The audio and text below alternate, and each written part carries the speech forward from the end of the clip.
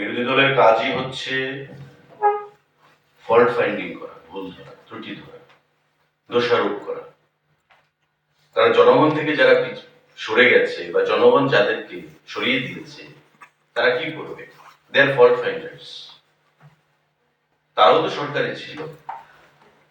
এই যে একটা আজকে যে ডিসিশন হলো post creation and filling up, এটা সিদ্ধান্ত হয়েছে।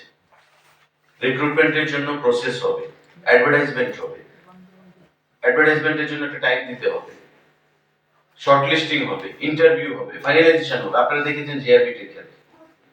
কারণ সরকারি চাকরি যখন আমরা দেব, আমরা 100% নিশ্চিত করেই দেব যে তার চাকরিটা সুরক্ষিত থাকবে। এটা যেন 10,323 না হয়, সেই জিনিসটা আমরা মাথায় রেখেই আমরা চাকরি দেব।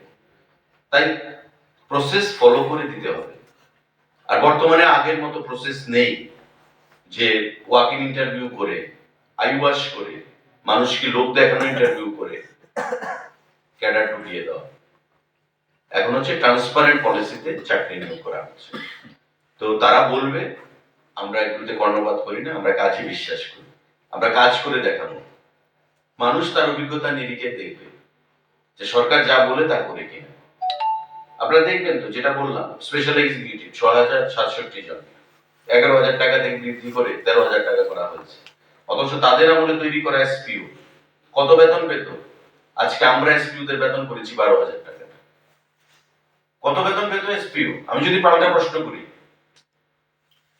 2,000 3,000 টাকা। আমাদের সরকার আসার পর কতবার এসপিওদের বেতন বৃদ্ধি করা হয়েছে? তাই আমরা যখন দেব 100% নিশ্চিত করেই দেব যাতে তার সম্মান থাকে সামাজিকভাবে, অর্থনৈতিকভাবে এবং সুরক্ষিত থাকে চাকরি। তাদের মতোই 10,323 আমরা করবো না, নাম্বার 1। নাম্বার 2, তারা টিএসআর, তাদের দাবি ছিল রেশন মানি কত দিত, ড্রেস অ্যালাউন্স কত দিত। আজকে আমরা তাদেরকে সেটা বৃদ্ধি করেছি। তাদের রেশন মানি 2,000 টাকা করেছি। আগে 1,000 টাকা ছিল, মাননীয় মুখ্যমন্ত্রী গত ক্যাবিনেটেই আমরা ঘোষণা দিয়েছি 2,000 টাকা। পুলিশকে দেওয়া হচ্ছে, ড্রেস অ্যালাউন্স বৃদ্ধি করা হচ্ছে।